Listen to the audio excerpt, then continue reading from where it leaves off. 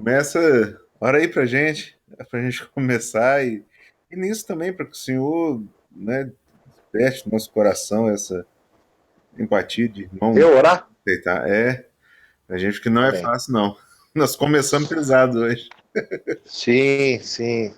Mas é É. uma boa reflexão. Mas é verdade, a gente Sim, precisa. A gente precisa fazer isso, meu Deus. É porque realmente, você vai falando, a gente sente. Eu fico aqui sentido, eu falei, meu Deus. Né? Cada detalhe desse, ter lugar com referência disso para isso, é só misericórdia do Senhor mesmo. Senhor, no meio de tudo isso, nós damos graças, Senhor, porque o Senhor tem tido misericórdia de nós. Muitas das vezes, ó Deus, a nossa ignorância tem nos feito, ó Deus, pessoas que não revelam o Senhor, que de forma alguma conseguem expressar a sua misericórdia, a sua graça e nem o seu amor. É por isso que nós clamamos, Pai, nesses dias, que o Senhor se revele aos seus filhos, que eles possam profundamente te conhecer e se relacionar de forma íntima contigo. E que esse conhecer seja em toda a sua totalidade, em toda a sua plenitude. Que os conceitos da sua verdade, os princípios, possam, ó Deus, ser o nosso guia, possa nortear os nossos passos, os nossos comportamentos, a nossa forma de olhar, a nossa forma de falar, a nossa forma de ouvir e de pensar. Faça-nos, ó Deus, através da sua graça, da sua misericórdia, nos tornarmos como Jesus. Que em meio a todas essas coisas, ó Deus, Ele nos amou. Em meio a toda essa perversidade e maldade, ó Deus, do coração humano, Ele nos amou. Nos ensina a sermos assim, Pai.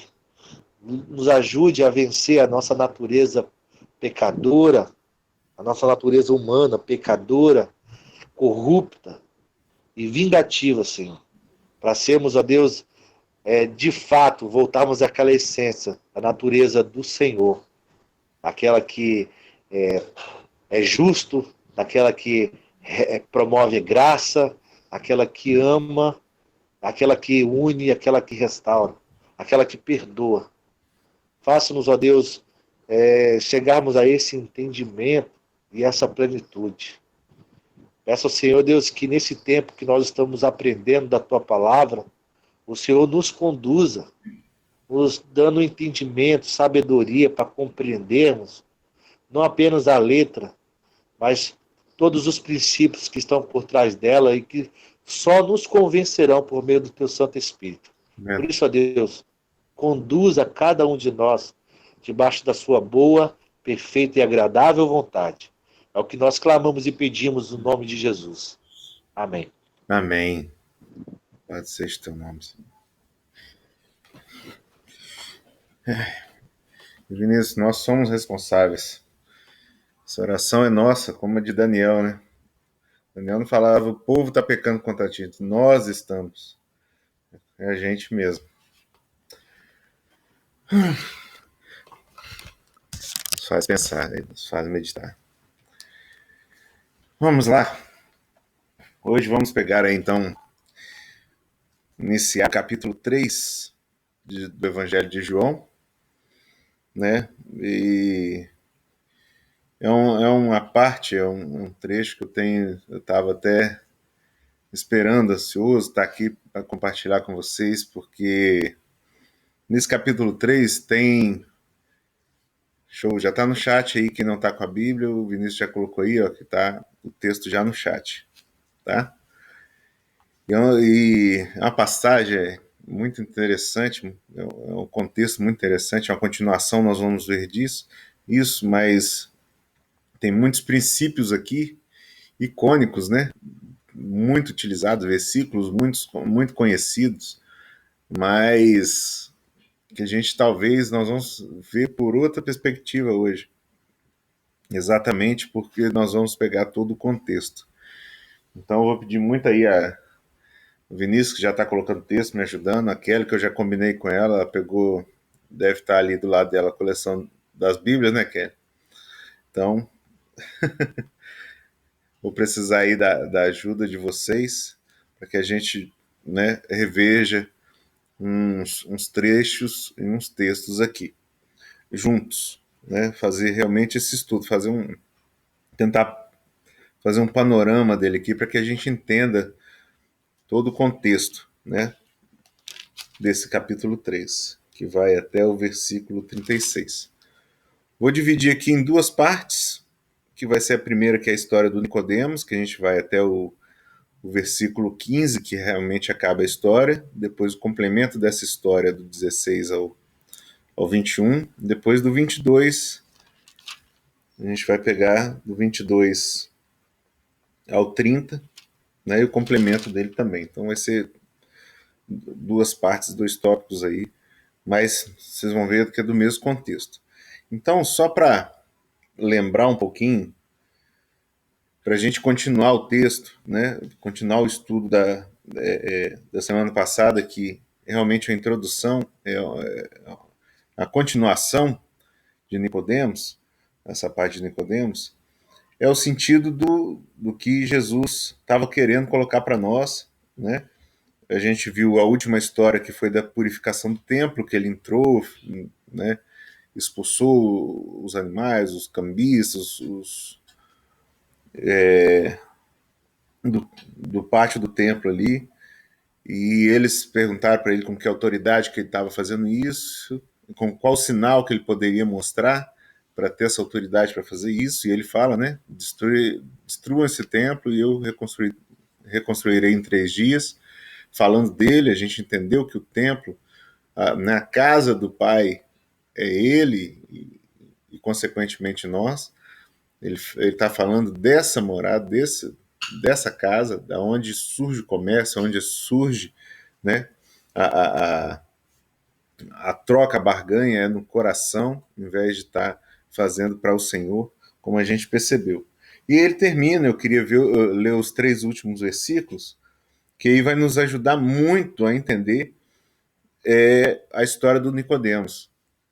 Por quê? Esses 3 últimos versículos, com a continuação, coloca Nicodemos na situação que foi vista no templo. A gente, né, João coloca essa sequência não à toa, porque a gente está dividindo aqui por capítulos, né, mas era uma leitura corrida, não tinha capítulos nem versículos, mas essa situação é a situação que passa na cabeça do Nicodemos também.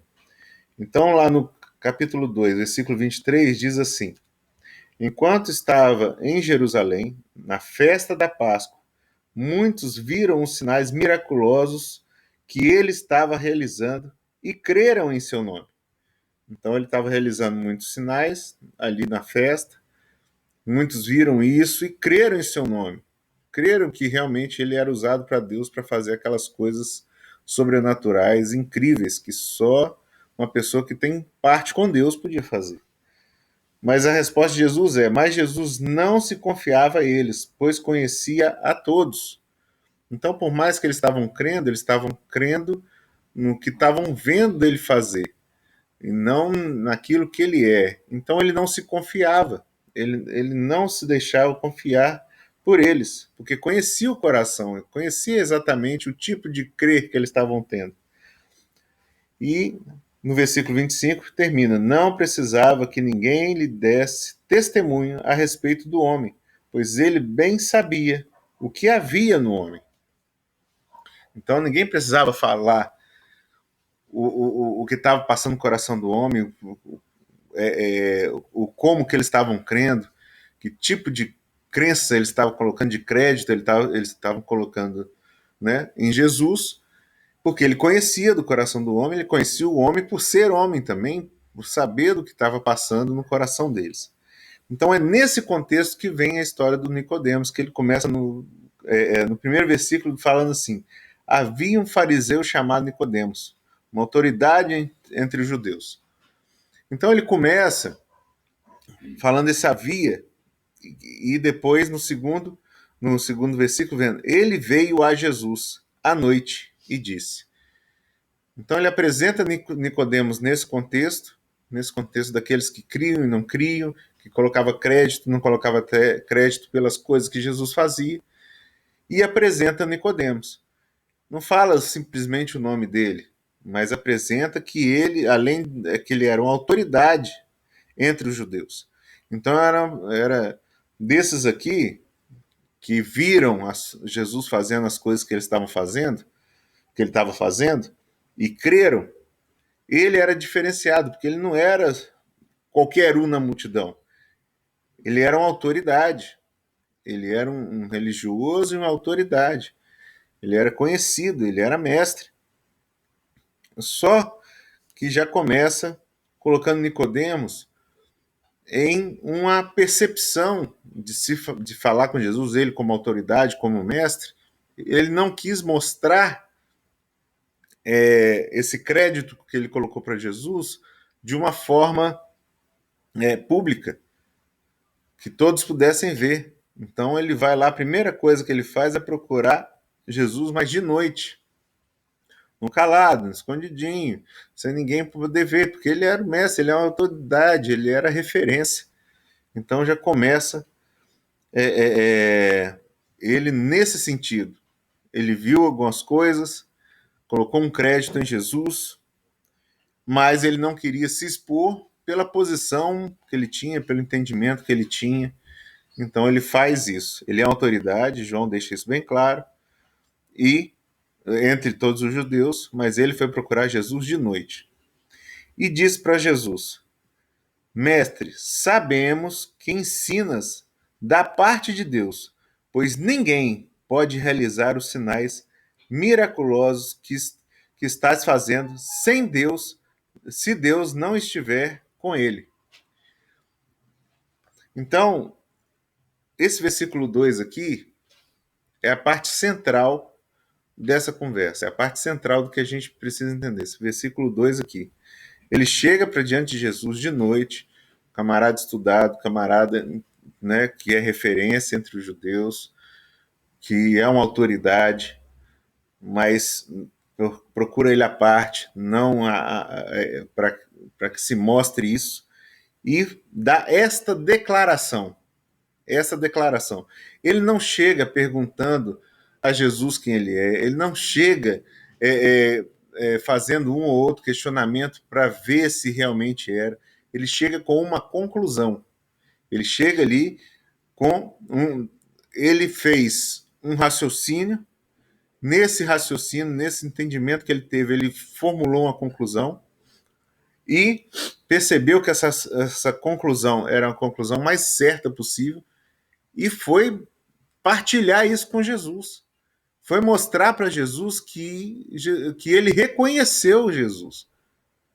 Né? Porque é interessante, no capítulo 2, que a gente vê exatamente aqui na purificação do templo, daquilo tudo que Jesus fez aqui, né? Aquele rebuliço todo, muita gente ficou com raiva, muita gente ficou assustada, muita gente, depois ainda que os fariseus, que os religiosos ali foram perguntar qual autoridade você faz isso, ele fala de destruir o templo e construir, então aí que eles não quiseram mesmo saber dele, então teve muita gente que foi contrário a ele, né?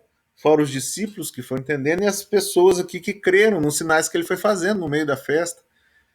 Então, Nicodemos era um desses aqui que parou para prestar atenção em Jesus e crer nele. Com o raciocínio, com tudo que ele tinha, com a sabedoria que ele tinha, ele fez esse raciocínio e foi com certeza diante do Jesus. Foi procurar Jesus de noite, mas com certeza do que ele tinha raciocinado, concluído com ele mesmo. E fala: Mestre, sabemos que ensinas da parte de Deus, pois ninguém pode realizar os sinais miraculosos que estás fazendo se Deus não estiver com ele. Aí eu pergunto para vocês, ele está errado? Não está. Ele fez um raciocínio lógico. Ele percebeu que sinais daquela forma que Jesus fazia, sem Deus estar com ele, sem Deus estar presente, sem Deus estar operando através dele, não poderia ser feito. Foi um raciocínio lógico e certo. Por isso ele foi para Jesus sem medo de errar, sem medo de falar a conclusão que ele tinha, porque ele percebeu que isso era lógico. E ele estava crendo nisso. O que ele falou foi com certeza, ele estava crendo nisso. Ele só não esperava a resposta de Jesus. Ele esperava qualquer outra coisa em vez da resposta que Jesus deu, pode ter certeza. Ele esperaria de Jesus rapaz, você está certo. Rapaz, como é que você conseguiu perceber? Vejo que você é uma autoridade no meio dos judeus mesmo, que é inteligente mesmo. Ele esperava isso, porque ele chegou concluindo e não perguntando. Mas aí Jesus vai e dá uma resposta que quebra ele. E a gente vai entender por quê. Em resposta, Jesus declarou: digo-lhe a verdade, ninguém pode ver o reino de Deus se não nascer de novo. E isso já pegou na cabeça de Nicodemos. Olha o que Jesus responde. Ele chega com afirmação, ele percebe que as coisas que Jesus está fazendo ali só pode ser vindo da parte de Deus.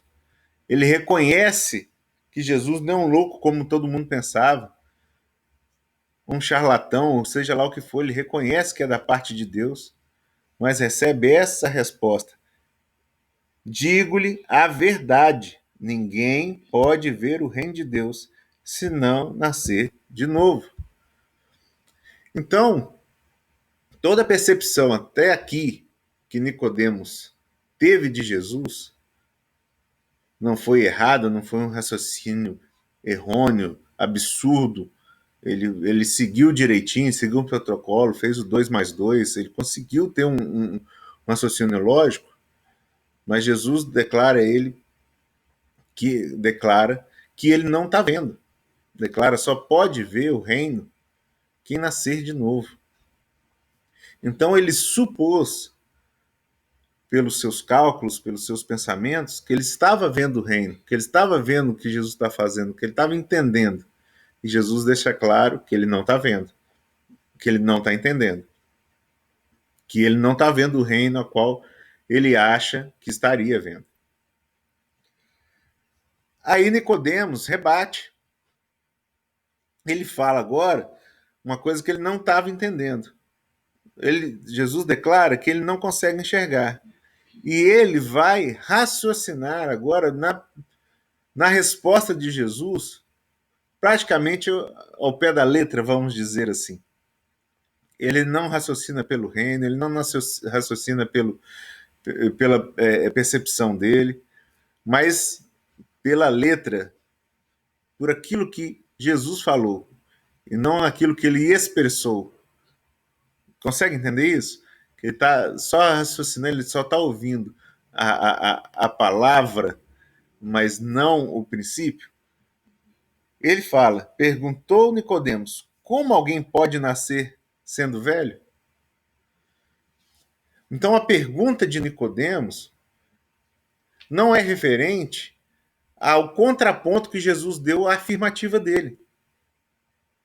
Não foi humildemente falando, ele estava tão certo da afirmativa que ele deu, entenda isso. Ele estava tão certo da afirmativa que ele deu, que quando Jesus falou que ele não estava enxergando porque precisava nascer de novo, ele não perguntou o que eu não estou vendo então? O que eu não estou percebendo? Não. Ele estava tão certo do raciocínio, ele estava tão convicto que tinha percebido, que ele tinha feito o cálculo certinho, que Jesus vinha da parte de Deus, porque ele percebeu isso, tão diferente como os outros amigos dele, né, outros religiosos e outros judeus seguidores, que ele vai e raciocina em cima do nascer de novo. E pergunta, como pode alguém nascer sendo velho? Ele pergunta, mas ele não espera. Ele declara. É claro que não pode entrar pela segunda vez no ventre de sua mãe e renascer. Então ele pergunta como é que alguém pode nascer sendo velho. E aí já declara. Paz, isso é ilógico. Meu raciocínio não consegue. Como é que vai poder entrar na mãe de novo? No ventre da sua mãe e renascer? Como é que pode fazer um negócio desse? Então ele coloca a resposta de Jesus em xeque pelo raciocínio lógico de que, para nascer de novo na cabeça dele, ele só conhecia um jeito de nascer, é saindo da mãe. Então, quando ele raciocinou quanto a isso, quando ele teve esse raciocínio quanto a isso, ele falou, não, como é que camarada já grande vai entrar dentro da mãe de novo, do ventre da mãe, para nascer? Isso, esse foi o questionamento dele. Ele só conseguiu raciocinar na resposta e não no princípio que Jesus estava falando. Que ele estava rebatendo, falando: você está vendo o reino, você está pensando, você está certo de estar vendo o reino, mas você não está vendo. Tem que nascer de novo. Tem que ter uma outra ótica. E não essa ótica humana, que você pode gerar as suas próprias afirmativas pelo seu raciocínio lógico. E aí ele vai e faz um raciocínio lógico, né? Ele pega a resposta de Jesus e fala: como é que eu vou entrar dentro da minha mãe de novo? Não tem como. Aí Jesus responde, no versículo 5: digo-lhe a verdade, ninguém pode entrar no reino de Deus se não nascer da água e do Espírito. A primeira resposta que Jesus dá para Nicodemos é: ninguém pode ver o reino se não nascer de novo. A segunda resposta que Jesus dá: ninguém pode entrar no reino se não nascer da água e do Espírito. Então, para que possa ver o reino, tem que fazer parte do reino. Então, nascer de novo é o nascer pro reino. Só enxerga o reino quem nasce do reino. Só pode entrar no reino quem nascer da água e do Espírito. Aí ele faz uma ponderação aqui, Jesus faz uma ponderação junto com Nicodemos, no versículo 6. O que nasce da carne é carne, mas o que nasce do Espírito é Espírito. Uma ponderação do que o próprio Nicodemos falou. Vai entrar no ventre da mãe? E ele está falando, não é esse tipo de nascer que eu estou te falando, de novo, não é esse nascer natural da carne. Nascer natural da carne, deixa eu te mostrar, quem nasce da carne é carne. Quem é proveniente da carne é carne, mas quem é proveniente do Espírito, quem nasce do Espírito é Espírito. Vem do Espírito. Não nasce da carne. Como assim? Não precisa entrar na mãe de novo. Você está querendo um tipo de nascer e que, se fosse possível, não ia fazer diferença nenhuma para a sua contestação, para a sua declaração, não ia fazer diferença nenhuma. Aí ele fala no versículo 7: não se surpreenda pelo fato de eu ter dito, é necessário que vocês nasçam de novo. O vento sopra para onde quer, você o escuta, mas não pode dizer de onde vem, nem para onde vai. Assim acontece com todos os nascidos do Espírito. Olha que interessante. Jesus é a representação, é o primeiro, é o unigênito, como a gente já viu, e nascido do Espírito. E ele dá essa declaração: não se surpreenda pelo fato de eu ter dito, é necessário que vocês nasçam de novo. Não se surpreenda, não fique espantado, não ache que isso é impossível, porque é só os nascidos de novo do Espírito que sabem o que é do Espírito, que percebem o que é do Espírito. Isso só pode ser feito por Deus. E ele dá um exemplo: o vento sopra para todo lado. O vento sopra para onde quer. Você o escuta, mas não pode dizer de onde vem nem para onde vai. O que ele queria dar de exemplo com isso? Com relação a Nicodemos. Nicodemos, ele viu os milagres. Como a gente ouve o vento. Ele viu e fez uma dedução. Não, só pode acontecer esses milagres, só pode fazer esse barulho de vento se vier de Deus, fez uma conclusão. Mas não é assim que se vê os filhos de Deus, não é assim que se vê o reino. Só se vê o reino se é nascido de novo, se faz parte do reino de Deus, se é proveniente do Espírito, não da carne. Então ele fala, ó, o vento sopra para onde quer. Pra, né? De onde vem, para onde vai, a gente não pode ver, a gente ouve. Né? Você escuta, mas não pode dizer de onde vem nem para onde vai. Então você está escutando um barulho, um sopro do reino de Deus. Você está escutando um sopro, um barulho, e quer definir de onde vem e para onde vai? Não pode.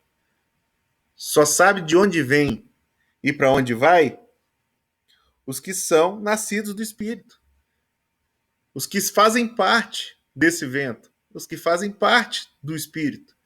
Só eles podem saber de onde vem e para onde vai.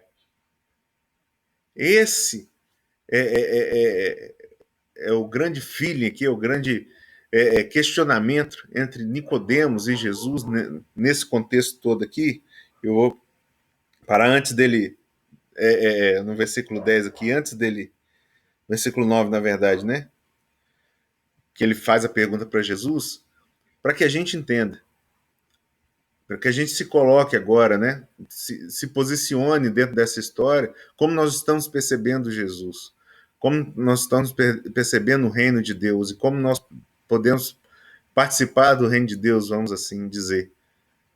A gente não consegue, muitas vezes a gente faz a mesma coisa que Nicodemos, vê algum movimento de milagre, algum movimento de poder de Deus, algum movimento de vontade de Deus, alguma coisa, e define isso e fala, poxa, isso é de Deus. Eu vou participar, eu percebi, eu achei Deus. Eu achei Deus. Foi o que Nicodemos aqui falou categoricamente com Jesus. Você é da parte de Deus. Não dá para fazer isso se não for da parte de Deus. Ele não está errado, porque era da parte de Deus mesmo. Mas ele só ouviu o barulho do vento. Ele não sabia de onde vem nem para onde vai. Ele não tinha essa percepção. Ele não tinha essa condição de saber isso.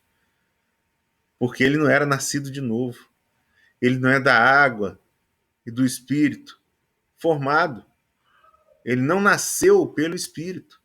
Ele não nasceu pela vontade de Deus. Só percebe o reino de Deus quem faz parte do reino de Deus. Quem é nascido de Deus, a quem é dado ao Espírito. E não quem quer, e não quem conclui, e não quem pode fazer uma matemática percebendo, poxa, é Deus que está agindo aqui. Se eu falar, poxa, é Deus que fez todas as coisas, para mim pode vir qualquer ciência, qualquer Big Bang, qualquer coisa.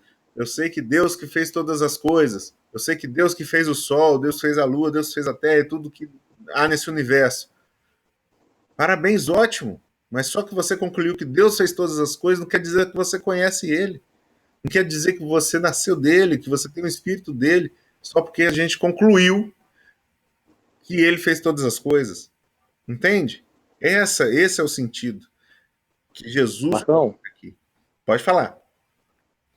o texto finalzinho aí do versículo 8, quando Uhum. ele fala assim, você escuta, mas não pode dizer nem de onde vem e nem para onde vai. Assim acontece com todos os nascidos do Espírito. Com todos. Dentro dessa fala, desse contexto aqui,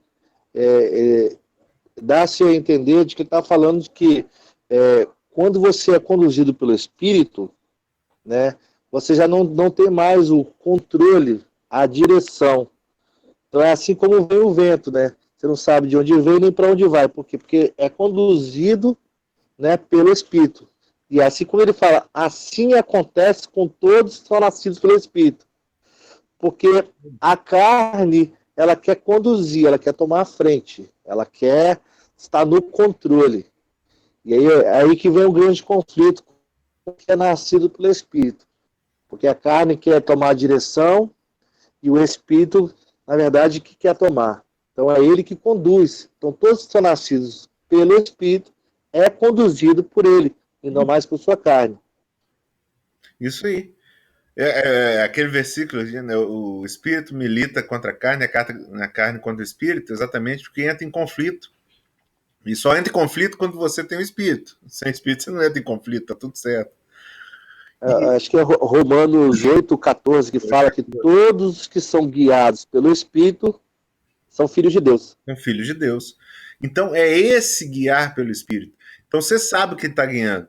Então, quando se fala você não sabe de onde vem nem para onde vai, nesse sentido, é exatamente isso, porque só quem é do Espírito que sabe o sentido de que vem e de que vai, porque é o Espírito que controla. Mas fora isso, não tem condições de saber, ou de fazer, ou de entender. Então não é questão de entrar dentro da mãe e sair de novo que você vai sair com entendimento. É só se o próprio Espírito de Deus em você tivesse entendimento você vai ter. Não adianta você calcular, não adianta você perceber, ou até estar certo de que Deus faz parte disso tudo que eu estou fazendo, do que eu estou sendo. Mas se você não for do Espírito, você não enxerga o reino e não participa do reino. Porque se você já enxerga o reino, é porque você participa do reino. Entende? Você já enxerga porque você participa, que você faz parte. Porque fora do reino, ninguém o enxerga. E aí vem, no versículo 9, ele perguntou Nicodemos, como pode ser isso?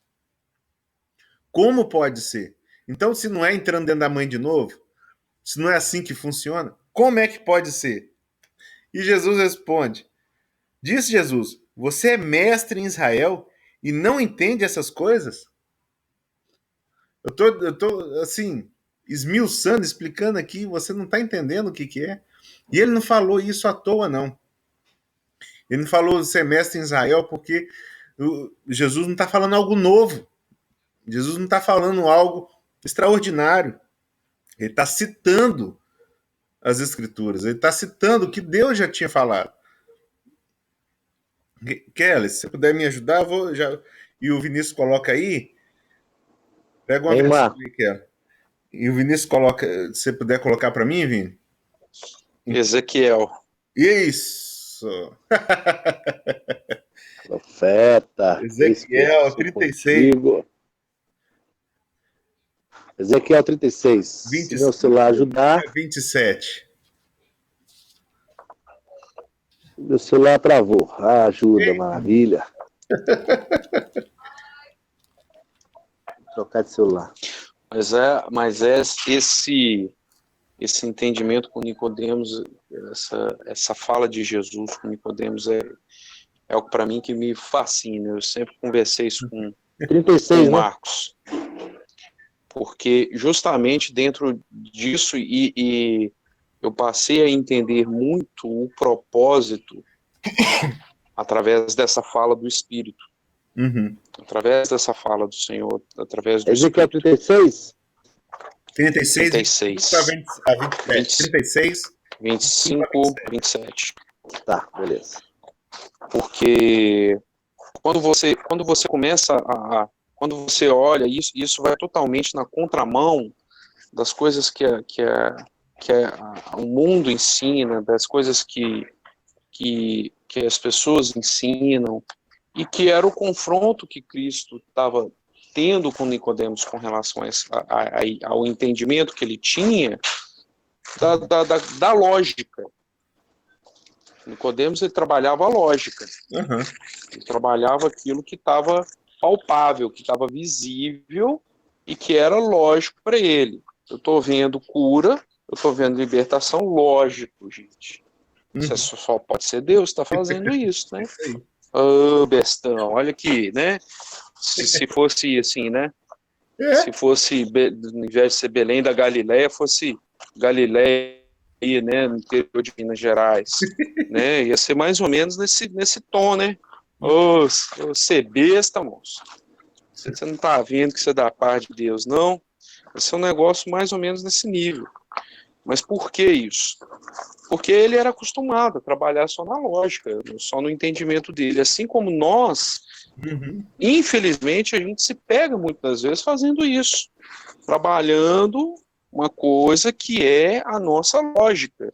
E o que é a nossa lógica? Cara, eu sou cristão, mas eu tenho uma vida, eu tenho coisas, né? Eu quero isso, eu quero aquilo, porque, né, eu sou crente, mas eu sou besta. Né? Então, Deus, aquilo que é o meu direito, eu sou filho de Deus, né, gente? Ele é dono da prata do ouro. Ele, né, manda em tudo. Então eu tenho direito.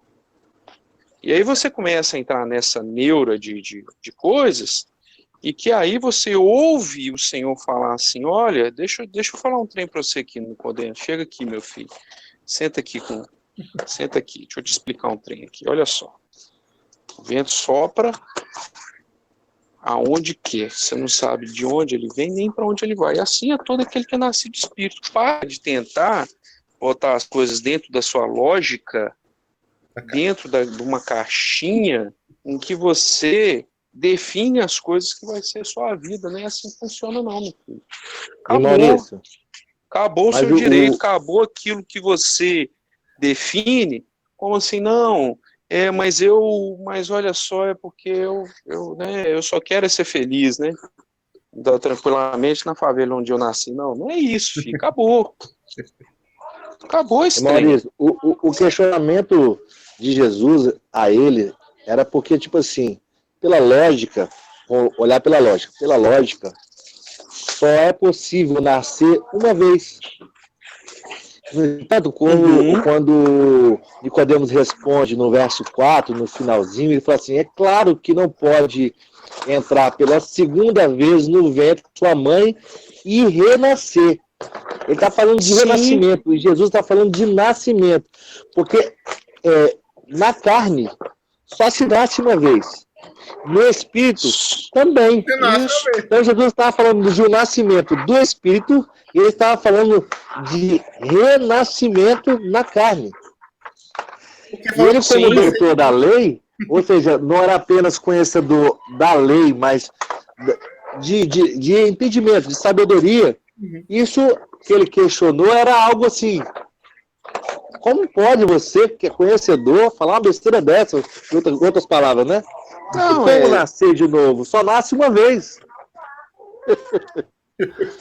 Mas era mais ou menos nesse sentido. Confronto, é o confronto, mas o confronto é muito nesse sentido. Falou, tá, você é o mestre, você ensina as pessoas sobre a lei, e a lei aqui, ó, o texto que o Marcos vai ler, que eu já estou entregando tudo, ele fala a respeito desse nascimento. Você não conhece, você não lembra disso aqui, não, filho? Vou lá. Lembra quando você. Aqui, ó, só mostrar um negócio para você, vem cá. Aqui, ó, essa é a lei, tá escrito aqui. Você conhece isso aqui? É mesmo, né? O profeta. Exatamente. O profeta Ezequiel. Você lembra desse livro?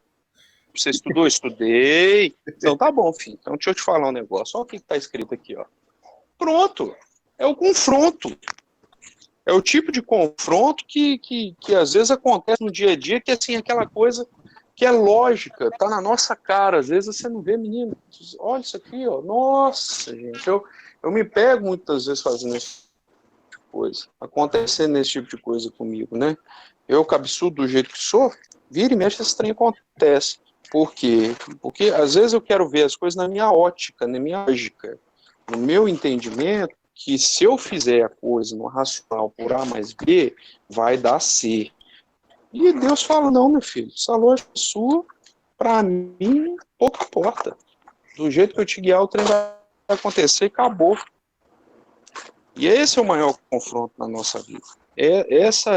Essas são as coisas que confrontam o nosso eu, o nosso entendimento. A gente acha que a gente sabe alguma coisa, sabe de nada, inocente. É isso mesmo. E o confronto foi que ele colocou crédito no pensamento, na lógica que ele fez, e não em Cristo. Ele não creu em Cristo, ele creu no que ele definiu. E é por isso dele sair, que ele creu no que ele definiu. Não, ele é de Deus, é pai, tudo, eu vou mostrar para ele que eu sei que ele é de Deus. Quando o Senhor fala que não é, ele fica, não, mas eu cria sim, mas eu estava certo, é lógico. E aí Jesus lembra. Não, mas não foi assim que está escrito. Não foi assim, você é mestre da lei, tá querendo crer no que você viu e não que não está escrito. Nesse sentido. Aí, Kelly. Uhum. Diga-me. É do 25 ao 27? Isso. Marcão? Do 25 ao 27. Tá. Você quer na linguagem de hoje ou qual outra tradução? Não, na que você tiver aí. Tá, vamos embora. Na linguagem de hoje diz assim: borrifarei água limpa sobre vocês e purificarei de todos os seus ídolos e de todas as coisas nojentas que vocês têm feito. Eu lhes darei um coração novo e porei em vocês um espírito novo. Tirarei de vocês o coração de pedra desobediente e lhes darei um coração bondoso e obediente. Porei o meu espírito dentro de vocês e farei com que obedeçam as minhas leis e cumpram os mandamentos que lhes dei. Beleza. Incrível isso, essa promessa de Deus através do profeta Ezequiel aqui. Versículo 25, que a gente falou da outra vez das purificações, né? Que a gente se purifica. Isso. E quem purifica a gente? Pelo texto. O próprio Senhor, né? Ele. Através da água. Então, o que a gente faz para ser purificado? Fala para mim. Ele não faz nada. É ele que purifica. É ele quem purifica. Ele que purifica. É a primeira coisa. Versículo 26. Darei a vocês um coração novo e porei um espírito novo em vocês. Nessa versão, a palavra espírito aí no seu versículo está em maiúsculo ou minúsculo? Ô Maurício, silencia o seu microfone, que tá um barulhão danado. Desculpa, Renato, me perdoa, querido. Eu não estou entendendo, Kelly. Aqui na linguagem de hoje está escrito em minúsculo, Marcão. Em minúsculo. Então, quem coloca um espírito que é meu espírito novinho, folha? Ó. Quem? Eu vou perguntar Deus. pra você. Oi? Próprio Deus. Beleza. Então, ó, ele purifica o que eu erro. Ele coloca o espírito. Ó, porém um espírito novo. Né? Aqui na minha versão, porém um espírito novo em vocês. Tirarei de vocês o coração de pedra. Coração de pedra, mas o espírito veio de onde? Novinho. Ele tira o coração de pedra que estava aqui, mas o espírito novo vem de onde? Nasceu de onde? Surgiu de onde? De Deus. Beleza. E depois do versículo 27, porém o meu espírito, esse espírito está minúsculo ou maiúsculo? Aqui na nova tradução, deixa eu ver aqui. No 27 agora. A nova versão transformada está em maiúsculo, a única que está. Sim, no versículo 27. Porém o meu espírito. Fala que porei dentro de vocês meu espírito para que sigam os meus decretos e tenham cuidado de obedecer os meus estatutos. Isso. Qual Só a versão que está em maiúsculo. Está em maiúsculo. Mas ele já deixou claro qual espírito que ele coloca. Isso. O dele. O dele. Então, como é que você enxerga o reino de Deus nascendo de novo? O que eu faço para nascer de novo? Fala pra Nada. mim. Nada. É ele que me lava com a água da palavra, vou nascer da água, vou nascer do Espírito, vou ver o reino, vou fazer parte dele. O que eu fiz para merecer ou fazer alguma coisa nisso? Nada. Eu posso raciocinar e perceber isso? Se não for por ele, se ele não me der, se não vier da parte dele? Se ele... Isso é tão doido. Se a gente for trazer para dentro do nosso contexto, né, para pensar em quando é que nós, humanamente, tivemos a concepção, o entendimento de que nós havíamos nascido. Você parou para pensar nisso? É doido isso. Parei. Hoje eu entendo que eu nasci. Olha que loucura. Agora eu vou falar com a mamãe. Algo que não se pensa, né? Mamãe responderia assim, né? Argumentaria assim, mas e eu não faço nada? Como assim? E a minha parte? E minha irmã vai e responde. E depois disso tudo, quando é que eu aceito Jesus? Tem que batizar de novo? Ô Keller, eu volto lá na videira. Depois que eu descobri que eu sou galho, pronto, velho. Então, nesse... Acabou. Vocês percebem que é nesse sentido que está falando exatamente isso, que a gente não consegue tirar conclusão para ver Jesus, para encontrar Deus, para perceber Cristo, a gente não tira conclusões. A gente só pode perceber se tiver nele, se nascer dele, se vier dele. Não é da gente. Mas por que eu estou enfatizando tanto isso? Porque nesse contexto aqui, depois nós vamos para João 3,16, que é um dos versículos mais conhecidos no mundo da Bíblia. Deus amou o mundo de tal maneira para que todo aquele que nele crê não pereça, mas tenha vida eterna. A maioria sabe de cor, quem não sabe já ouviu, ou já viu escrito em qualquer lugar. E esse versículo, por si só, dentro desse contexto, nos diz o quê? Que eu só vou ter a vida eterna se eu crer. Mas o Jesus está explicando para Nicodemos o quê? Que nascer de novo não compete a ele. Não adianta fazer cálculo, que quem dá, quem purifica, quem dá o Espírito novo e o seu próprio Espírito é Deus. Entende por que eu estou frisando tanto? Que a gente vai entrar em contextos aqui e falar, não, então está contradizendo tudo. Mas se eu ler mais um pouquinho antes e um pouquinho depois, não vou encontrar um si, não? Então, a gente já está no antes. Entendeu? Então, estou falando, se a gente entrar no texto um pouquinho antes, né? E um pouquinho depois. Versículo 25, ou então Isso. um pouquinho depois, a gente não vai encontrar um si. Vai, mas porque a gente. Eles vão perguntar. Porque a gente está nesse negócio do seguinte: a gente já acostumou com tanta coisa, já foi absorvendo tanta ensinamento e tantas informações pré-moldadas, que quando a gente entra no contexto, a gente vê que não tem esse tipo de contexto no versículo que a gente tirou como base da nossa vida. Entendeu?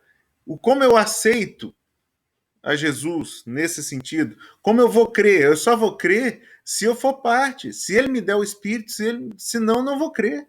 E não vou crer do jeito que precisa crer, porque eu posso crer igual Nicodemos. Nicodemos creu fielmente que aquilo que ele raciocinou estava certíssimo. E por que ele creu que estava certíssimo? Porque realmente não estava errado. Ele deduziu bem. Tudo que Jesus fazia tinha que vir da parte de Deus e ele deduziu bem. Mas não é assim que se enxerga o reino. Só se enxerga o reino através do Espírito de Deus, através dele mesmo, não através da minha conclusão. Eu posso ter acertado, mas eu não aprendi a lição. Entende?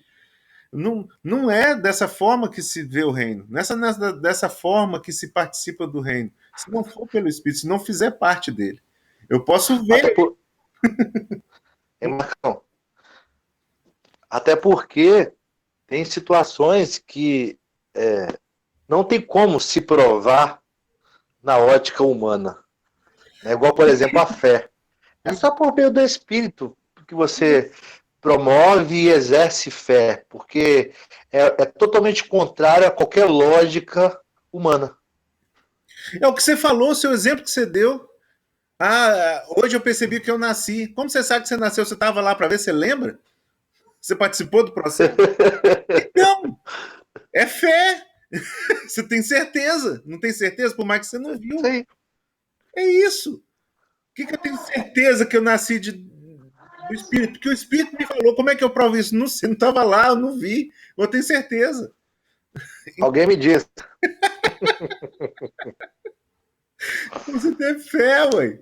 E isso é a certeza daquilo que você não vê. É certeza absoluta e ninguém te tira isso, porque é certeza.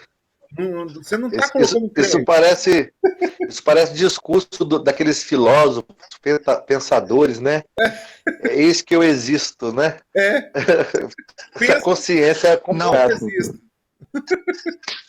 Aqui volta lá. Como é que é o ditado lá que eu não sei? Oi? Volta à relação do vento. Isso volta aí. À relação do vento. É esse o sentido, a relação do vento é perfeita, Renato. Porque quando fala aqui, você pode ouvi-lo. Então ele quer dizer o quê? Você pode perceber, você está percebendo, Nicodemos, que isso aqui é de Deus. Mas você não faz parte do vento. Você não sabe nem de onde vem, só sabe de onde vem e onde vai o vento quem faz parte do vento. Todos aqueles que são nascidos são desse jeito. Eles sabem de onde vem e sabem para onde vai. A gente não sabe de onde vem, não sabe para onde vai, gente. Da onde eu vim, eu estou preocupado para onde eu vou, porque porque eu sei de onde eu vim. Entende? Então, A certeza que nós temos é que a vida, e nós estamos respirando, e o oxigênio que vem dele também. e vende também. E a gente luta, né, para tanta coisa, mas o que a gente mais depende, que é de graça, que a gente não pode ficar 4 minutos sem, a gente faz o que para ter? Qual o nosso esforço para ter? Não tem. Então, é esse o direcionamento que Jesus está dando a Nicodemos, está dando a nós também, a gente tirar essa percepção de raciocínio e nos deixar ser levados pelo Espírito segundo a vontade de Deus. Porque se não for da vontade de Deus, não dá. Não dá. É o que a gente viu lá em Ezequiel. É ele que lava, é ele que troca, que coloca o espírito novo, troca o coração de pedra e coloca carne e dá o espírito dele. Não tem nada que a gente faça. É tudo ele que faz. Então é esse o sentido. E agora, nesse sentido, nesse pensamento, nós vamos seguir o texto, que é um texto corrido. Quero lembrar disso, que a gente normalmente separa a história de Nicodemos com João 3,16, com a serpente no deserto, que nós vamos ver isso agora aqui também. Então, no versículo 11, eu acho, né? Assegure-lhe que nós falamos do que conhecemos e testemunhamos do que vimos, mas mesmo assim vocês não aceitam o nosso testemunho. Ele estava falando aqui, até então, até antes, né, antes do versículo 10, nos 10 não, desculpa, no versículo 8, no singular. Mas aí ele começa falando sobre os filhos, assim são os nascidos do Espírito, né? Falando de todos. E Nicodemos pergunta como é isso. E ele fala, você é mestre e não sabe. E agora ele começa a falar nós. Nós quem? Nós os filhos. Nós os nascidos do Espírito. Nós falamos de coisas, é isso que ele está falando, asseguro que nós falamos do que conhecemos e testemunhamos do que vimos. Mas mesmo assim, vocês não aceitam o nosso testemunho. Por que ele está falando isso? Porque Nicodemos não aceitou o testemunho, né, a fala de Jesus. Ele aceitou a dedução e o raciocínio que ele teve. A conclusão que ele fez é que ele aceitou. Ele creu na conclusão dele e não no que Jesus ensinava. Ele creu naquilo que ele percebeu e não do que Jesus proporcionava através de Deus. Entende?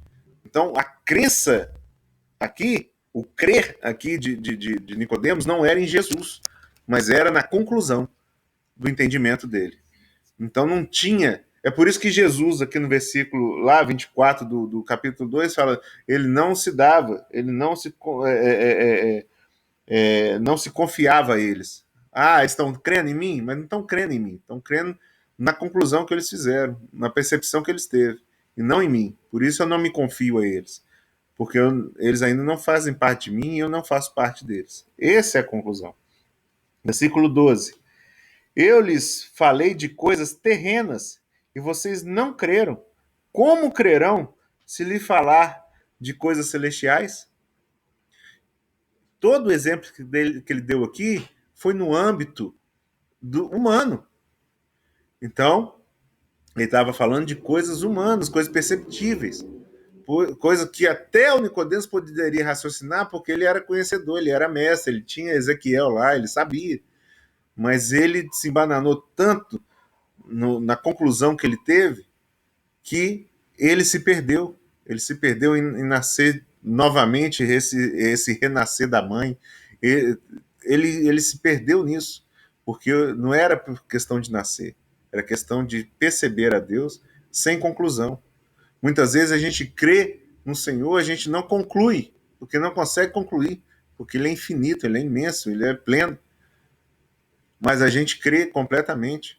E não através da minha crença ou da minha conclusão, mas através da fé, da certeza que eu tenho, mesmo que eu não tenha como explicar, mesmo como eu não tenho condições de mensurar, mas eu tenho certeza.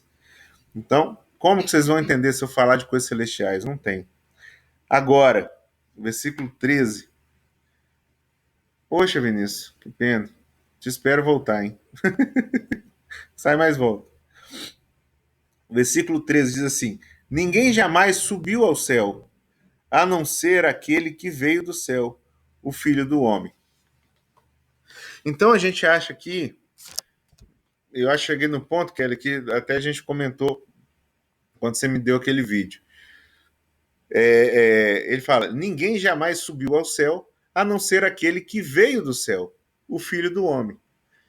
Então, ninguém subiu ao céu para ter esse conhecimento, mas sim esse conhecimento vem do céu, pro Filho do Homem, porque ele também era filho do homem, ele era homem, e ele teve, ele absorveu, ele abriu mão de tudo que ele era de eterno para poder receber do Espírito que desceu nele todo o entendimento. Então, até ele, pelo Espírito, nasceu para nos mostrar esse caminho. Então, como é que eu posso ter entendimento vindo pelo Espírito, que é o que desce do céu, na verdade, e para o Filho do Homem? Mas muitas vezes a gente crê no homem, filho do homem, naquele que faz as coisas, mas não percebe o reino através do Espírito.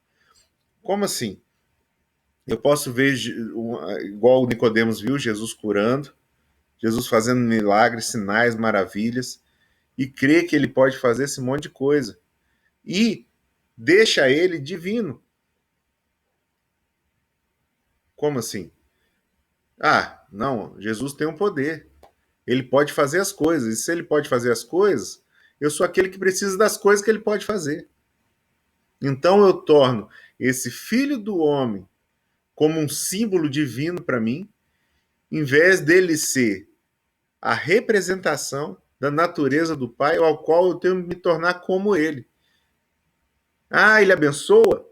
Então não olho como eu, tendo a mesma natureza dele, tendo o mesmo espírito dele, recebendo do Pai a mesma coisa, ao ponto de eu me tornar como ele. Ah, se ele abençoa, eu abençoo. Se ele cura, eu curo. Se ele ama, eu amo. Porque eu não me vejo como, eu não me torno como, eu não sou filho nascido do Espírito como ele é, mas eu sou um daqueles que precisa das coisas que ele tem. Então, se ele cura, eu quero ser curado. Se ele abençoa, eu quero ser abençoado. Então, eu olho ele, eu divinizo ele, eu coloco ele como divindade e não como irmão. Eu coloco ele como poder e não como princípio, e não como natureza, e não como exemplo. Entende? Eu divinifico ele ao ponto dele ser aquele que vai me trazer benefícios, em vez de ser aquele a qual eu vou me tornar como, a qual eu vou participar da mesma natureza, das mesmas coisas que ele faz, eu faço, daquilo que ele é, eu sou. Então esse é o que ele começa a falar aqui. Aí fala um negócio aqui muito sério, eu quero assim, eu quero gastar um tempinho com isso aqui, né? Talvez não acabe o texto, mas isso aqui é importantíssimo, que começa no versículo 14, que diz assim: da mesma forma como Moisés levantou a serpente no deserto, assim também é necessário que o Filho do Homem seja levantado. Esse versículo aqui demonstra o que a gente tem falado até agora. Então, esse é necessário que porque assim precisa ser feito, mas não vai causar o efeito que deveria causar. Porque quando o Senhor ama o mundo, ele ama por completo. Mas quais que vão reconhecer ele? Quais que vão a ele? São todos? Não. O amor dele é sublime. O amor dele é pleno. O que ele faz, todo mundo vai ver. Mas nem todo mundo vai fazer parte do reino e do que ele é. Então, quando ele dá esse exemplo, da mesma forma, do mesmo jeito, sem tirar nem pôr, é necessário que o Filho do Homem se coloque como aquela serpente que foi no deserto, e para muitos aqui, essa serpente no deserto, a gente não tem muita lembrança, mas eu queria entrar nesse estudo, aproveitar que é estudo mesmo, talvez fique um pouquinho pesado de conteúdo, mas é importante, a gente vai contextualizar esse serpente no deserto. Então ele fala, é necessário. Assim também é necessário que o Filho do Homem, mas ele não estava falando aqui no versículo, nos outros versículos, a gente vai ver que se fala que é filho de Deus, o filho unigênito de Deus.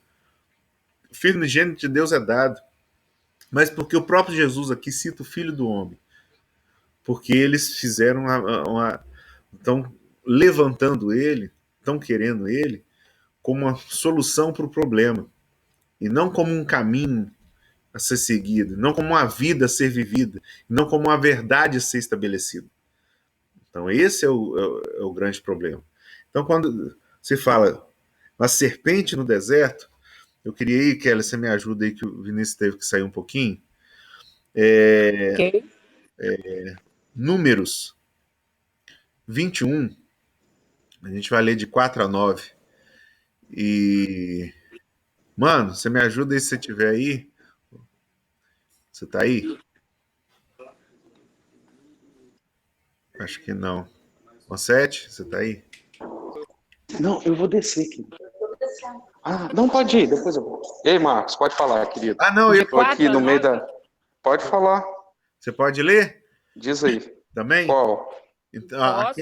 a Kelly Qual? vai pegar Números 21, de 4 a 9, você separa para mim 2 Reis 18, de 1 a 6, por favor. 2 Reis 18, de 1 a 6. Qual versão? Não, eu tô lendo aqui na NVI, mas... Onde? Tá? E Kelly, aí você lê para mim, então, aí, Números 21, deixa eu ver se é de 4 a 9 mesmo, só um pouquinho, rapidinho. Isso, 4 a 9 mesmo. A gente vai entender como ele mesmo se colocou como exemplo desse acontecimento aqui da serpente. A gente tem que entender o que aconteceu dessa serpente que foi levantada no deserto, para entender a comparação que ele está fazendo de si mesmo. Entende? Então, Kelly, pode ler fazendo por favor. Vamos lá. Números 21, a partir do verso 4. Partiram eles do Monte Or pelo caminho do Mar Vermelho, para contornarem a terra de Edom. Mas o povo ficou impaciente no caminho e falou contra Deus e contra Moisés, dizendo: por que vocês nos tiram do Egito para morrermos no deserto? Não há pão, não há água, e nós detestamos esta comida miserável. Então o Senhor enviou serpentes venenosas que morderam o povo, e muitos morreram.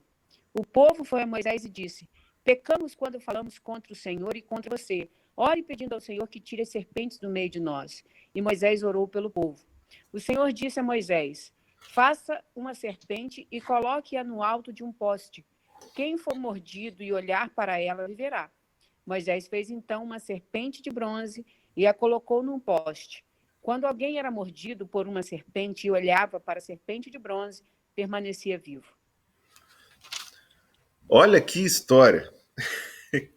que coisa. Olha ao que Jesus se compara, essa serpente no deserto. No final, né, Moisés fez uma serpente de bronze, colocou lá, quem era mordido pela cobra ia lá e era curado, não morria não. Estava de boa.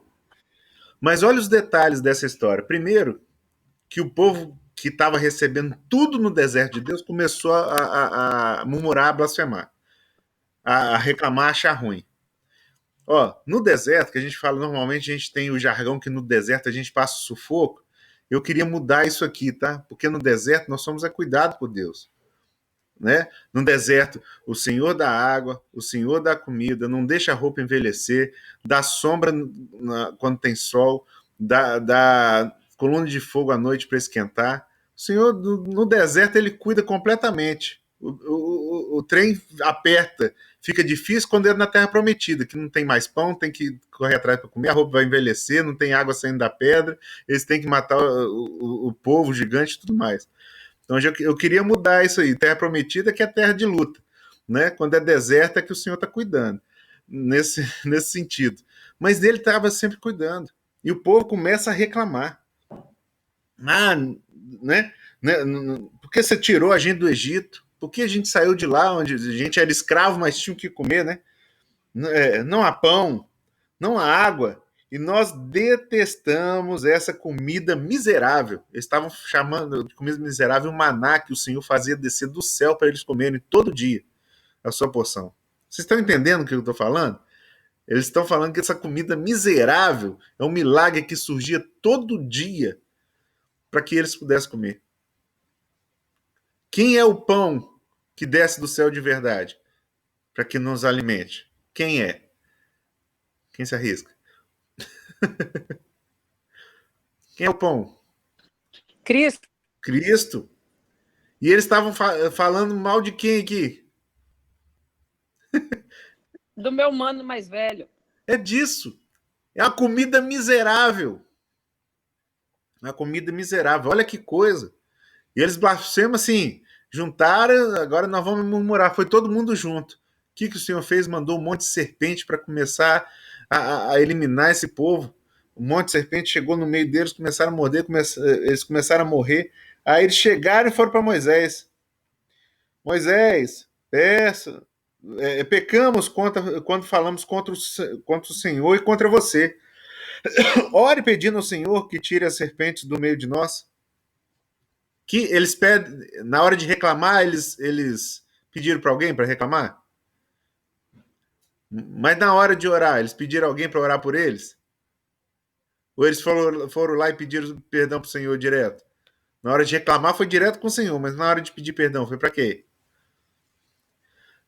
Entende? Agora, Kelly, nesse versículo aí, que eu acabei de ler, no versículo 7, o que eles pediram para que Moisés orasse?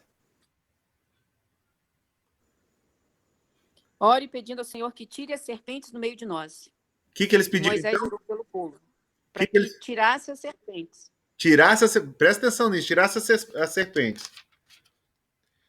Versículo 8, leia.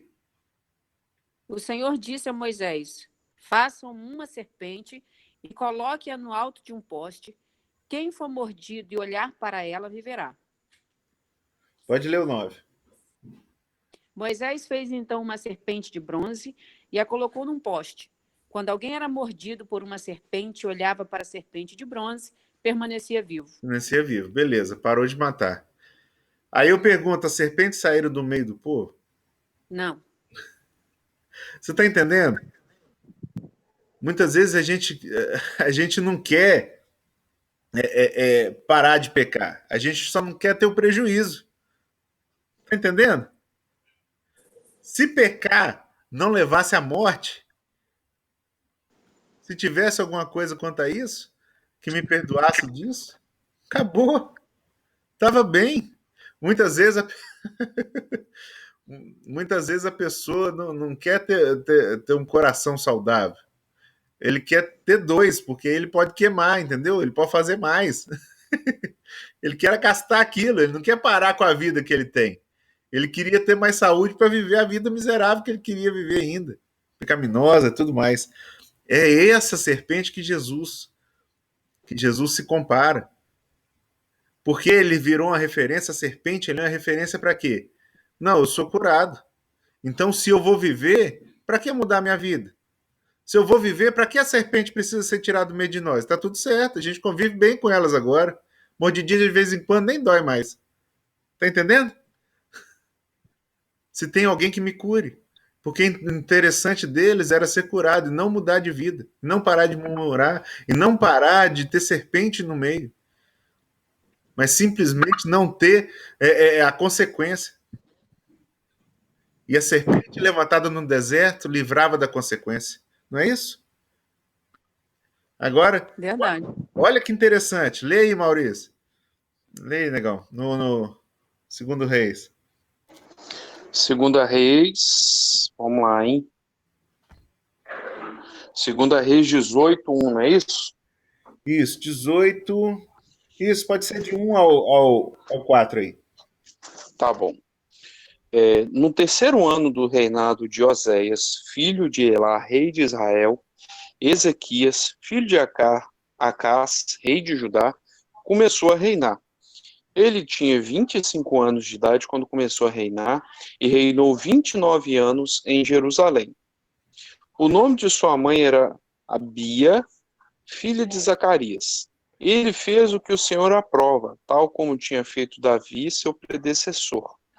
Removeu os altares idólatras, quebrou as colunas sagradas e derrubou os postes sagrados.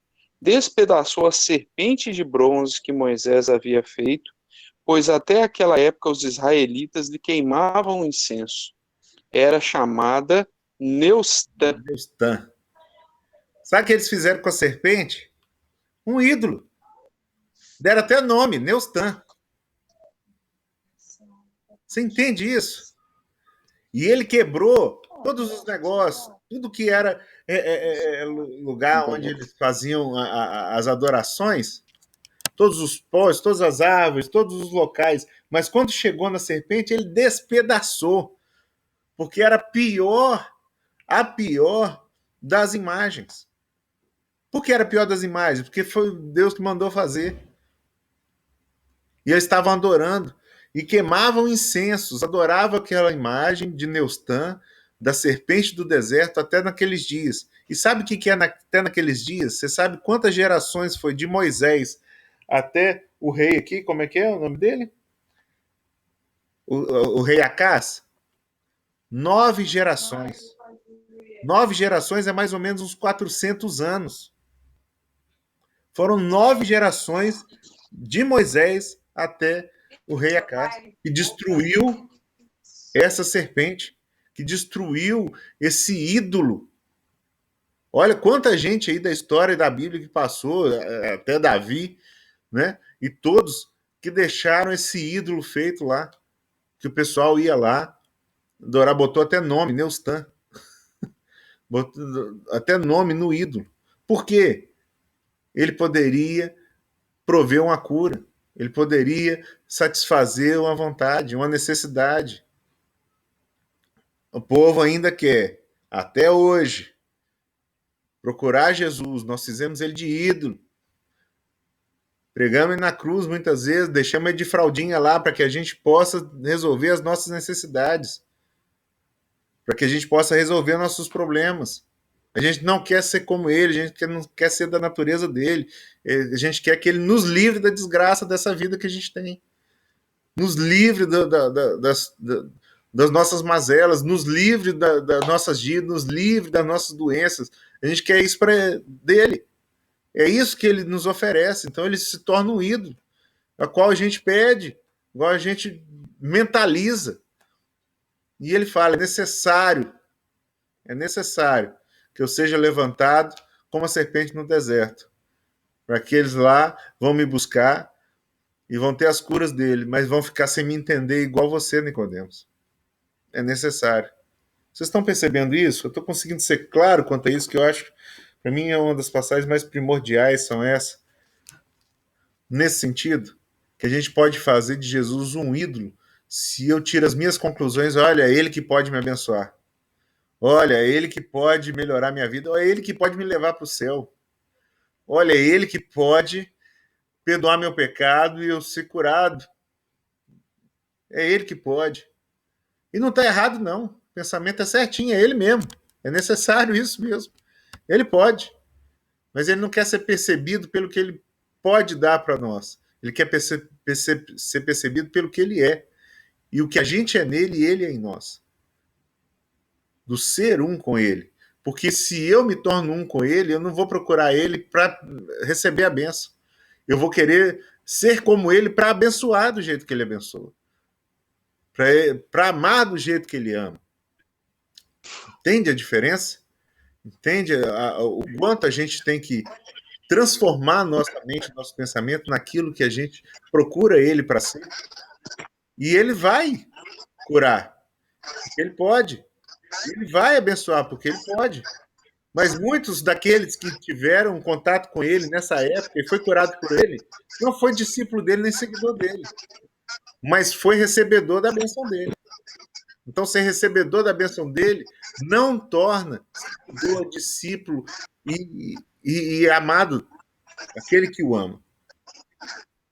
Só se fosse outro Jesus, tivesse outro nome, mas se estivesse curando, tá tudo certo. Porque eu quero a minha necessidade satisfeita. E não tá passando o tempo, se tornando, conhecendo, intimamente, se relacionando com ele. Então, é só para dar esse contexto.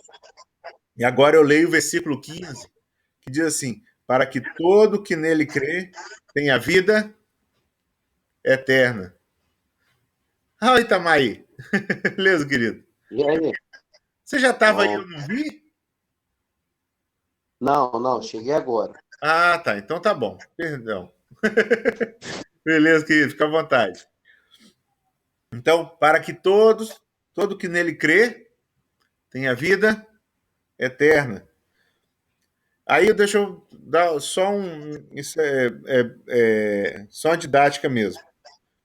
Você talvez veja aí na sua Bíblia, que você me ajude também, em as outras versões. O texto em si acaba aqui, no versículo 15. Do versículo 16 ao 21, em algumas Bíblias vocês vão ver, vão estar até em aspas, do versículo 16 até o versículo 21, no final dele, vai estar em aspas. Porque esse texto aqui, em muitos manuscritos mais antigos, não tem.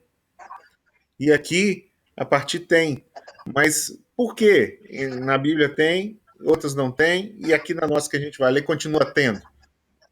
Porque quando os manuscritos, eles eram transcritos, né? Então, você pegava do que tinha de mais antigo e fazia cópia. Quando se acha algum manuscrito mais antigo ainda, que tem alguma divergência, eles colocam essas aspas para mostrar que o mais antigo não tinha, né? Então, mas uns tem, outros não tem problema? Nenhum. Aqui é uma explicação da conclusão. Como assim? É como se eu explicasse. Fui na padaria comprar pão. Eu concluí, né? Eu dei uma explicação. Mas aí eu posso é, é, é, dar mais exemplos disso, ou falar redundantemente sobre essa conclusão, falando, eu só fui na padaria porque eu preciso de pão, porque o alimento que eu preciso é o pão da padaria. Se eu tivesse ido em algum outro lugar, não teria pão a não ser na padaria. Então, eu só redundei, eu só refalei aquilo que eu já tinha concluído. Então, a conclusão chega aqui, no versículo 15. E aí, do 16 ao 21, ele dá uma redundância, uma explicação quanto a isso. Que é, agora vamos ler ele todo. João 3,16, que a maioria conhece. Porque Deus amou o mundo e deu o seu Filho unigênito, para que todo aquele que crê não pereça, mas tenha vida eterna.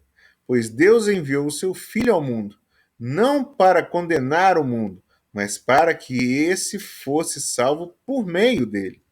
Quem nele crê não é condenado, mas quem não crê já está condenado, por não crer no nome do Filho unigênito de Deus. E aqui mostra como Filho unigênito de Deus.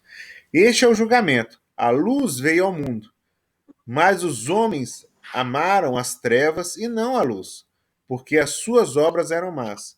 Quem pratica o mal odeia a luz e não se aproxima da luz, temendo que as suas obras sejam manifestas.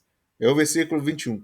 Mas quem pratica a verdade vem para a luz, para que se veja claramente que as suas obras são realizadas por intermédio de Deus. Então, ele faz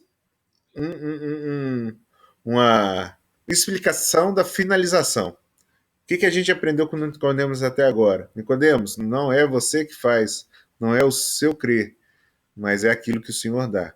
E aqui ele começa, o Senhor deu seu Filho. Amou tanto muito, deu seu Filho, para que todo que crê não pereça, mas tenha vida eterna.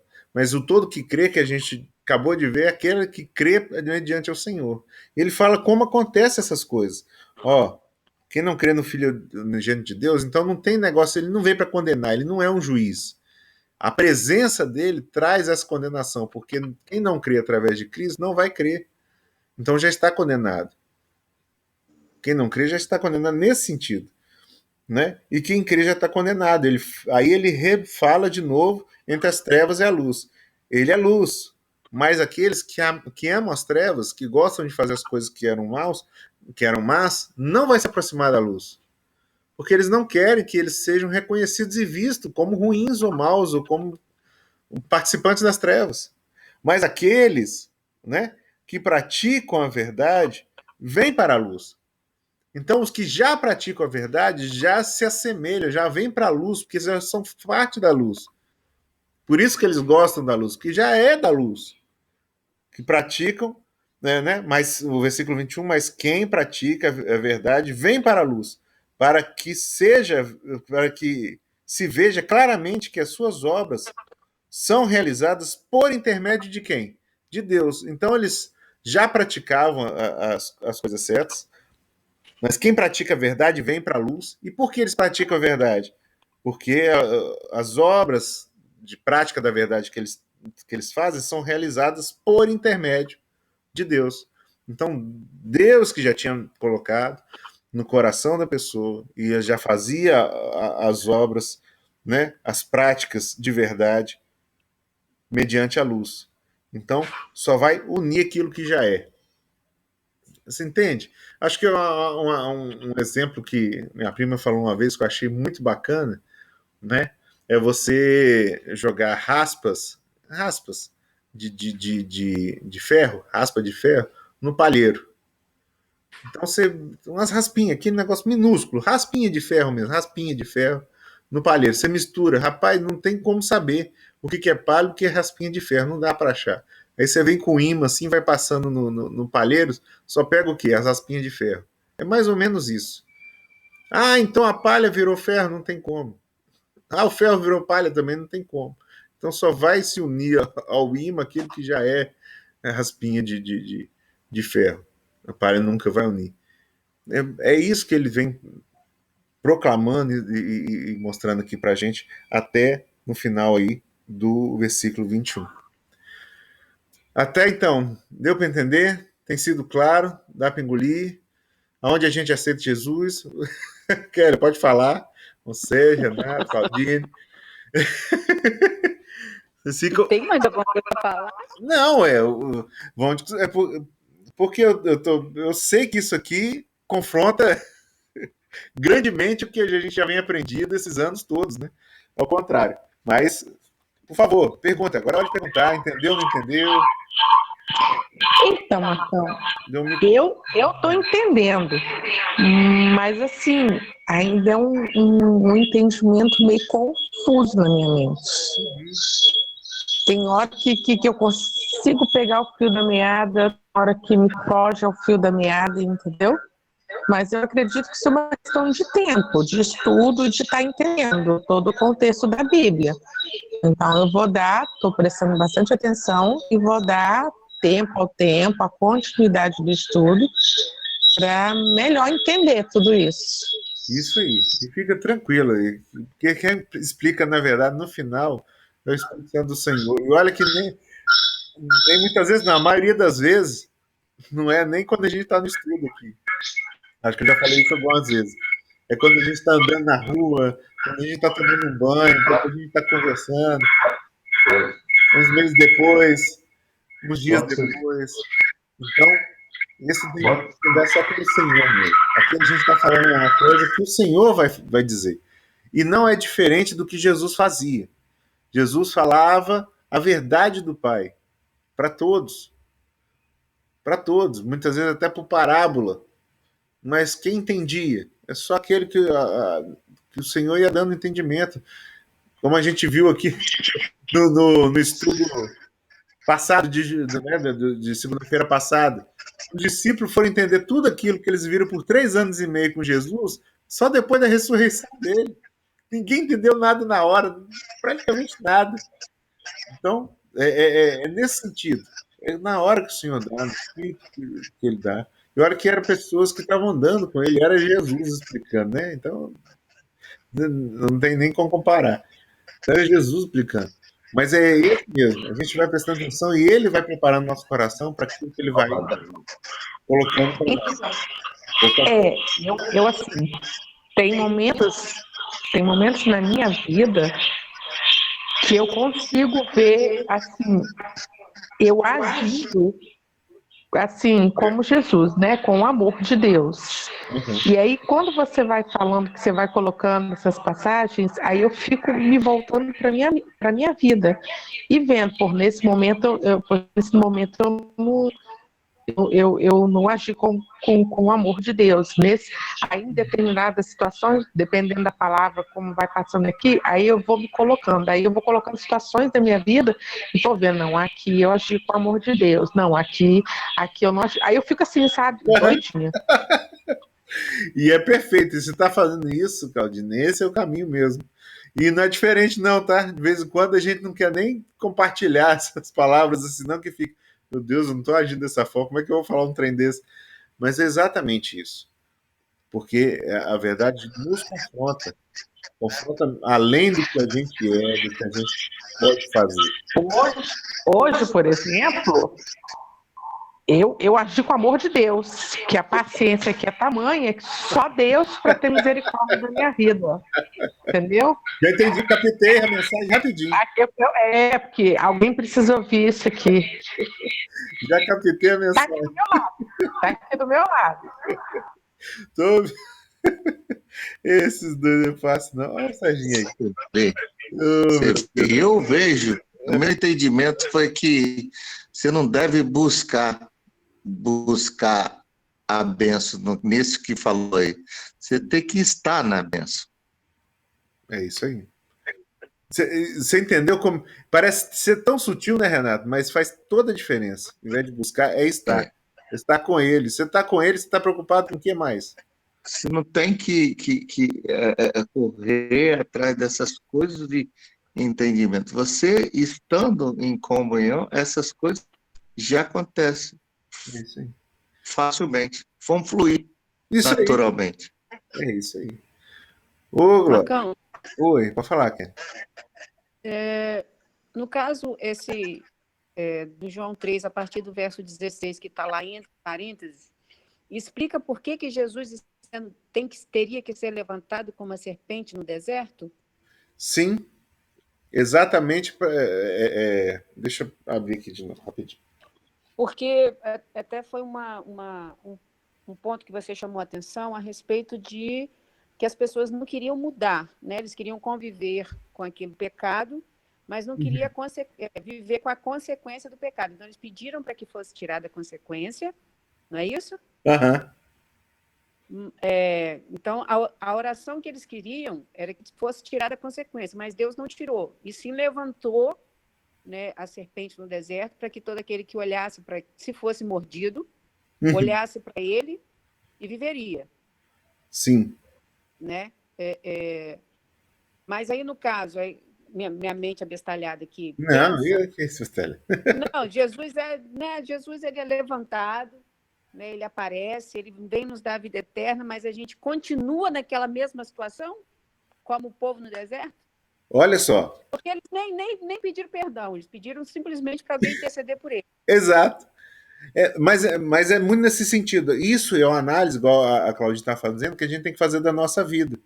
Como a gente não declara que ama a Deus, que ama a Cristo, qual é esse amar? Esse amar é de interesse ou por amor? Se ele, por acaso, hoje fizesse isso, a partir de hoje, ninguém mais vai para o céu. Não salvo mais ninguém, não curo mais ninguém, não abençoo ninguém, não faço mais nada disso. Quem continuaria amando? Ou seguindo, ou se entregando? Seria por interesse ou por amor? Será que a gente ama ele, mesmo que se ele não nos puder nos dar nada? Porque... volta àquela relação de comércio, né? Exatamente. Volta à relação de comércio. Entendeu? Mas aí, por exemplo, aí eu estou aqui pensando aqui com meus botões, né? E o papai vem e fala aqui no meu ouvido. Aí, tipo assim, vai viver aqui no meio do pecado, mas e o sacrifício não foi feito? Sim. O que o poder do pecado tem sobre nós? Nenhum. Perfeito, exatamente. E, tipo assim, eu vou usar isso como meu direito. Chama atenção. O Senhor chama atenção que é para a gente olhar, né, para o povo lá olhar para a serpente, mas nós que estamos aqui, não é somente olhar e se ver Cristo. Isso aí. Nem todo que olha vê, nem todo que ouve escuta. Não é o que ele diz lá nas parábolas, não é isso? Várias vezes. Por causa disso mesmo, a gente olha com que tipo de olhar? A gente quer com que tipo de benefício? A gente quer se tornar como ou quer que ele beneficie a gente? Né? Nesses direitos, como você tem os seus filhos, né? Eu tenho, muita gente tem os filhos aqui. A gente quer que os filhos olhem a herança que a gente tem para eles como? Como um direito adquirido ou como um dever, como uma responsabilidade a ser seguida? Exatamente isso. Eu posso olhar como o filho pródigo como direito adquirido, e não como uma responsabilidade. E não como aquele a qual eu vou pegar como herança, como exemplo. Então, nunca a gente não faz essa matemática, o Maurício falou aí antes, a gente faz essa matemática. Opa, calma aí. Então, eu aceitando Jesus, sou filho de Deus. Se eu sou filho de Deus, eu sou herdeiro de Deus e co-herdeiro com Cristo. Então, eu tenho direito no negócio, umas partes do negócio aí. O Senhor me abençoa que eu tenho direito. Você entende? A gente faz a matemática, a gente enxergou que esse negócio de ser filho realmente dá benefício, dá direito, mas como filho, eu nunca vejo dever, eu nunca vejo responsabilidade, eu nunca vejo qual é o meu compromisso. Pai, o Senhor tem isso tudo aí, o que o Senhor quer que eu faça? Como é que você quer que eu organize? O que o Senhor precisa de mim? Eu não me comprometo, entende? Então, quando se fala nesse resumo aqui, ele fala exatamente do que tem os filhos da quem faz as coisas das trevas, com aqueles que fazem as coisas da luz. O pessoal que faz as coisas da treva não é que é coisa ruim para ele, mas quando a luz chega e revela o que é, ele fica incomodado. Nicodemos não queria coisa ruim, ele fez até uma lógica bacana, não era ruim não. Mas quando o Senhor começa a falar de coisas pertinentes à luz, incomoda ele. Verdade. Só saindo, fugindo aqui um pouquinho, não do tema, mas uma coisa que o Senhor tem me chamado a atenção desde a segunda passada, a respeito do tempo, né? Porque lá nas bodas de Caná, Jesus fala para Maria que o seu tempo não era agora. O encarregado fala que o melhor vinho veio agora. Né? E quando a gente tem essa relação de comércio, a gente sempre espera para depois. Sim. Sendo que a vida eterna para agora, o perdão foi agora, a vida com abundância é agora, a salvação é para agora, e a gente sempre espera para depois. Para depois. Né? Porque a gente sempre tem essa sensação de que a gente tem que fazer alguma coisa. É isso aí. Né? Então, por isso a gente fica na expectativa. Quando é que eu vou ter que aceitar Jesus agora? É isso mesmo. Né? Você fica naquela expectativa. O que eu vou ter que fazer? Poxa, se não preciso mais orar. É igual a mamãe fala comigo. Não preciso mais orar, não preciso mais jejuar. Não é que você não precisa. Você precisa dar um novo significado para essas coisas. Né? Exatamente. Você tem que entender o que é fé para poder saber orar. Precisa entender que... Pode falar. Não, precisa entender que, tipo assim, o jejum não é nada mais de que você ficar sem comer, mas você substituir aquela alimentação por uma outra espiritual, né? Porque aquilo vai gerar algo na sua vida e não no mundo material. Isso aí. Né? Então, tipo assim, é começar tem me chamado a atenção justamente nessa questão do tempo. Porque a gente sempre, nessa relação de eu vou fazer alguma coisa para ter, eu vou fazer alguma coisa para alcançar.